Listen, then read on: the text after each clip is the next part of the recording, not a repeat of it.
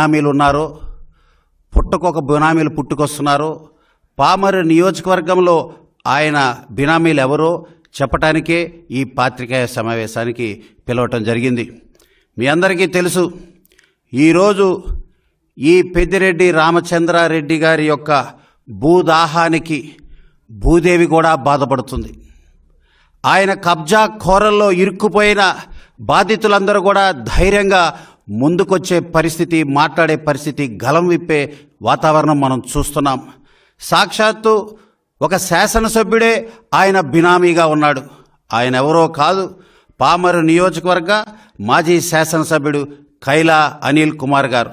మీ అందరూ తెలుసు, మదనపల్లిలో సబ్ కలెక్టర్ కార్యాలయంలో ఫైల్ దగ్ధం జరిగితే ఆ ఫైల్ దగ్ధం కేసులో ప్రథమ సూత్రధారి, పాత్రధారి, అదేవిధంగా ఏదైతే ఈ పెద్దిరెడ్డి గారి పిఏ ఉన్నాడో శశిధర్, ఆయన నెంబర్ 1 అయితే నెంబర్ 2 ఈ ఎమ్మెల్యే కైలా అనిల్ కుమార్ గారిని కూడా నేను తెలియజేస్తున్నా. మాజీ ఎమ్మెల్యే.